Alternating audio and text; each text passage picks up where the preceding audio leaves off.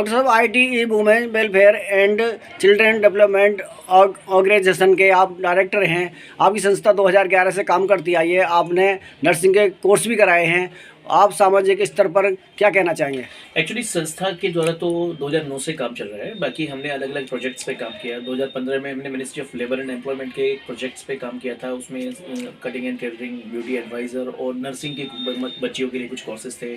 उसके बाद फिर हमने अभी यहाँ हॉस्पिटल के द्वारा भी लोगों के लिए सेवा की जा रही है और लोगों का जिस भी स्तर पर हो सकता है मदद की जाती है। उसमें किसी प्रकार का वो नहीं। देखिए, सामाजिक स्तर में मैं कहना चाहूँगा कि हम लोगों को मिलजुल के रहना चाहिए और हमारा कर्तव्य होता है, जैसे हम अपने परिवार के लिए करते हैं वैसे ही हमें अपने समाज के लिए करना चाहिए। जैसे हमारा परिवार हमारा घर है, वैसे ही हमारा समाज भी हमें अपना घर समझना चाहिए और हमें समाज के लिए हमेशा आग्रह करना चाहिए सभी लोगों से भी, और हमें समाज के लिए आगे बढ़ करके परिवार की तरह हिस्सा लेना चाहिए समाज में। धार्मिक पे आप क्या कहना चाहेंगे? धार्मिक स्तर पर के ज्ञान व्यापी मस्जिद है, उसके बारे में क्या बोलना चाहेंगे आप? देखिए, धार्मिक स्तर पे थोड़ा सा मेरा तो कहना ये है कि हम जिस देश में रहते हैं वो एक धर्मनिरपेक्ष देश है और धर्मनिरपेक्ष देश का हमारा सभी का ये होना चाहिए कि हमें किसी भी धर्म को प्रायोरिटी नहीं देना चाहिए। और आजकल कुछ कुछ ऐसे संगठन हैं जो कि डिवाइड एंड रूल वाली पॉलिसी अपना रहे हैं कि आपस में लोगों को बांटते हैं और फिर वो रूल करते हैं। उसमें किसी एक विचारधारा को बहुत ज़्यादा महत्व दे करके, एक विचारधारा को पोलराइज करके कुछ लोग ऐसा कर रहे हैं कि दूसरी विचारधारा के लोगों पे अन्याय कर रहे हैं। जैसा कि मैं बात करूंगा कि बीजेपी जिस प्रकार का कर रही है यहाँ पे पूरे हमारे देश में, ऐसा नहीं होना चाहिए। वो सिर्फ हिंदू पोलराइज करके मुस्लिमों पे एक तरीके से अन्याय हो रहा है। और ये तो वो ही बात हो गई कि जिसकी लाठी उसकी भैंस। क्योंकि अभी आपने देखा कि बाबरी मस्जिद का भी वही था। अभी आप अगर सुप्रीम कोर्ट के जो निर्णय आया, अगर उसकी पूरा पढ़ेंगे तो उसकी डिटेल्स में आपको मिलेगा कि बाबरी मस्जिद जहाँ थी वहीं थी। मतलब उसे किसी को मंदिर को तोड़ के मस्जिद को नहीं बनाया गया। तो वैसे ही एटलीस्ट सारी चीज़ें, थोड़ा सा इस चीज़ों को बड़ा हमें ध्यान रखना चाहिए कि एक समय होता है कि उस समय के लिए आप कुछ चीज़ें नेगेटिव कर लोगे, लेकिन समय बदलता है। मतलब अगर आप किसी एक पक्ष के साथ अन्याय कर रहे हैं तो समय थोड़ा बदलता है और ऐसा नहीं करना चाहिए।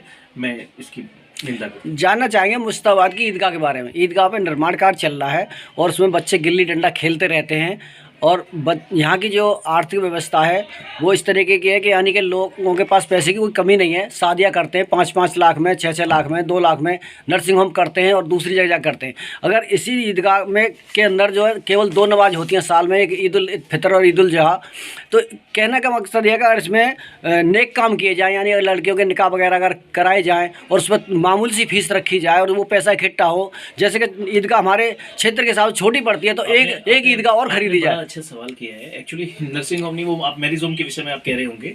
एक्चुअली देखिए, मैरिज होम का तो विषय है कि लोग जाकर के कहीं दूर मैरिज होम करते हैं। उससे बेस्ट है कि हमारे पास माशाल्लाह स्पेस तो है ही।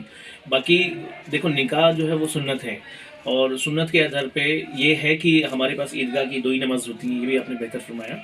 तो ईदगाह की जो नमाज, ईदगाह के बाद ईदगाह कमेटी से इस विषय में बात करनी चाहिए कि भाई नमाज के बाद जो 2 नमाजें हैं उनके बाद में अगर ईदगाह की कमेटी किसी प्रकार की कोई रिसिप्ट बना करके, जैसे कोई अमाउंट रख करके वो रिसिप्ट बनाए और उसमें निकाह के लिए जो है टेंट वगैरह लगा करके उसी में निकाह कराए जाए, तो एक तो ये है कि जो मैरिज होमों में पैसा जा रहा है वो पैसा जो है ईदगाह कमेटी के पास आएगा और ईदगाह कमेटी उससे और जगह खरीद सकती है। तो मेरा विचार भी यही है, बहुत अच्छा पॉजिटिव है कि ईदगाह कमेटी के पास में जो पैसा आता है एक रिसिप्ट बना करके, उस रिसिप्ट के द्वारा जो है अपने निकाह वगैरह जो होंगे वो वहीं हो जाएं और वलीमे का है वलीमे भी वहीं हो जाए और वलीमा, निकाह और इनकी रिसिप्टों के द्वारा जो जो अमाउंट आए उससे ईदगाह की जगह और बढ़ा दी जाए और हमारे क्षेत्र के लिए जगह की ज़्यादा रिक्वायरमेंट भी है। अब आर्थिक व्यवस्था पर क्या कहना चाहेंगे? लोग कारोबार से परेशान हैं, देश किन हालातों में पहुंच रहा है, इसके बारे में जानना चाहेंगे हम आपसे। देखिए, एक्चुअली आज के विषय में अभी बहुत सारे, जैसे आप देख रहे हैं कि नोटबंदी और जीएसटी और बहुत सारे स्टेप्स ऐसे रहे जिससे लोग अभी उभर नहीं पाए हैं। नोटबंदी से अभी तक लोग उभर नहीं पाए हैं। तो थोड़ा सा ये है कि धीरे धीरे लोग चल रहे हैं, कोशिश कर रहे हैं और आर्थिक रूप से जो है अभी बहुत ज़्यादा हमारे क्षेत्र में भी अगर देखा जाए तो लोग बहुत ज़्यादा परेशान हैं और वो धीरे धीरे अपने आप को कोशिश कर रहे हैं कि कैसे, अभी मैं गवर्नमेंट से चाहूँगा कि गवर्नमेंट इस पे कोई अच्छा सा डिसीजन ले जिससे कि समाज आर्थिक रूप से स्ट्रॉन्ग बने। मैं राजनीति के बारे में बात कर रहा था, राजनीति पे क्या कहना चाहेंगे? जैसा कि आप देख रहे हैं राजनीति के अंदर कि केवल मतलब एक ही पार्टी की जो बात है वो सभी लोग जो है प्रशंसा करते हैं, कभी बुराई भी करते हैं। चुनाव सर पर हैं लोकसभा के, तो आप इस पर क्या कहना चाहेंगे? राजनीति में एक्चुअली क्या है कि एक तो कुछ पार्टियां हैं जो मैं आपको बता रहा था कि वो पोलराइज वाली पॉलिसी चल रही है, जैसे कि अभी बीजेपी के द्वारा पोलराइज चल रहा है कि एक पक्ष को पोलराइज किया और दूसरे पक्ष को जो है जैसे कि हिंदू पोलराइजेशन को लेकर के, मतलब हिंदू मुस्लिम ये सब राजनीति में नहीं होना चाहिए। मेरी विचारधारा है कि राजनीति मुद्दों के आधार पर होनी चाहिए। जिन मुद्दों पे राजनीति की जा रही है उन मुद्दों पे कार्य होना चाहिए। जैसे मोदी जी ने कहा था उस समय कि 2 लाख नौकरियां देंगे, और जिन जिन मुद्दों को लेकर के जो है राजनीति में बीजेपी ने बड़ा स्टेप लिया था, उन मुद्दों पे ही राजनीति होनी चाहिए। और विपक्ष को भी चाहिए कि वो एटलीस्ट उन मुद्दों पे ही बात करे, ना कि किसी भी प्रकार से डिवाइड एंड रूल वाली पॉलिसी नहीं होनी चाहिए। उससे हम पहले ही ऑलरेडी बड़ा ब्रिटिश साम्राज्य से बड़े हम लोग परेशान थे, उसके बाद हमने वो चेंज किया, हमारे पूर्वजों ने चेंज किया, बड़ी बड़ी कुर्बानियाँ दी हमारे पूर्वजों ने। उसके बाद फिर वो आज हम स्वतंत्र देश में हैं, स्वतंत्र विचारधारा रखते हैं हम लोग। तो एटलीस्ट हमारा ये होना चाहिए कि राजनीतिक स्तर पर किसी भी प्रकार से कोई डिवाइड एंड रूल वाली पॉलिसी ना हो, और राजनीतिक स्तर पर जो भी स्टेप्स लिए जाएँ वो समाज के उत्थान के लिए लिए जाएँ, और किसी भी प्रकार का पोलराइजेशन या अनपोलराइजेशन वाला सीन नहीं रहना चाहिए। जानना चाहेंगे स्वास्थ्य पर, यानी कि स्वास्थ्य का हमारा मतलब कहने का है कि अस्पतालों के अंदर इतनी भीड़ बढ़ चुकी है और सरकार के पास इतना इंतजाम नहीं है कि जो उनको जिसकी ज़रूरत है ऑपरेशन की उसको फ़ौरन ऑपरेशन किया है, जबकि आदमी की देखिए दिल्ली में तो मेरे विचार से जो है स्वास्थ्य के क्षेत्र में अरविंद केजरीवाल जी बहुत अच्छा कार्य कर रहे हैं, और दिल्ली में तो है स्वास्थ्य के आधार पे काफ़ी हॉस्पिटल फैसिलिटी काफ़ी अच्छी है और उसमें काफ़ी डेवलपमेंट किया जा रहा है, और कांग्रेस ने भी काफ़ी अच्छा कार्य किया था दिल्ली में। तो स्वास्थ्य के क्षेत्र में तो अच्छा कार्य हो रहा है। नहीं, इसको हम अच्छा किस तरीके से माने कि लोगों को बड़ी लंबी लंबी डेट दी जाती हैं? नहीं, पहले जो डेटें दी जा रही थी, अब तो काफ़ी कम समय में कार्य उनके हो रहे हैं, काफ़ी स्वास्थ्य के क्षेत्र में काफ़ी अच्छा कार्य हो रहा है। जानना चाहेंगे मुस्ताबाद के क्षेत्र में शिक्षा के बारे में आप क्या कहना चाहते हैं? हाँ मैडम, आपने बड़ा अच्छा सवाल किया है। मैं एक्चुअली इस बारे में यही कहना चाहूँगा कि देखो हमारे क्षेत्र के अंदर आज मुस्ताबाद की बड़ी जनसंख्या है, और इस आधार पे काफ़ी अच्छी यंग पॉपुलेशन भी है, और हमारे यंगस्टर्स जो है शिक्षा के अंदर अभी जिस प्रकार से हमारे में स्कूल की थोड़ा कमी है। एक स्कूल गवर्नमेंट स्कूल जो है हमारे मुस्ताबाद क्षेत्र में जो है एक तो अभी बन रहा है वैसे, और एक तुकमीरपुर में एक स्कूल है। तो स्कूलों में जिस प्रकार से जो हमारे यंगस्टर्स हैं वो भारी संख्या में जैसे स्कूल में जाते हैं, तो एक एक क्लास में काफ़ी बल्क में बच्चे बैठते हैं, मतलब 70-80 या इस प्रकार से बच्चे बैठ रहे हैं।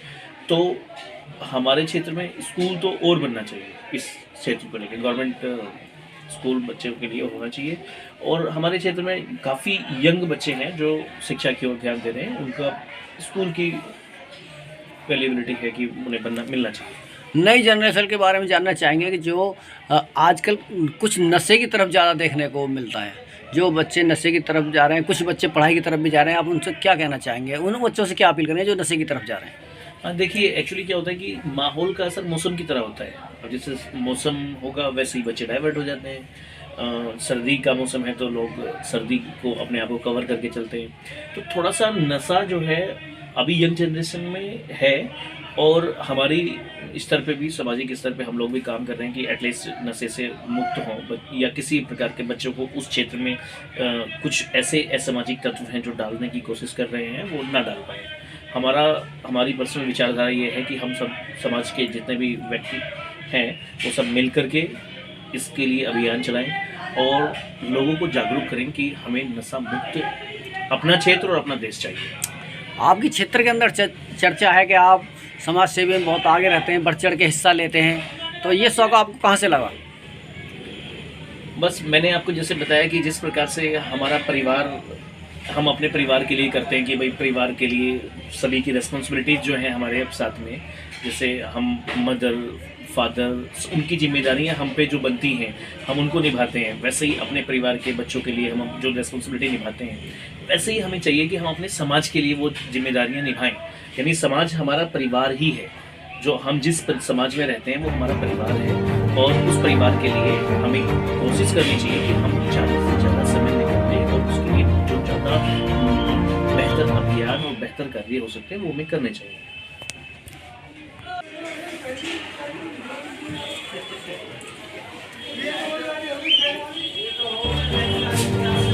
जी डॉक्टर साहब, जाते जाते जानना चाहेंगे मुस्ताबाद के बारे में, क्या बोलना चाहेंगे? देखिए, मुस्ताबाद हमारा एक ऐसा क्षेत्र है जिस क्षेत्र के अंदर लोग बड़े ही प्यार से रहते हैं, परिवार के साथ रहते हैं।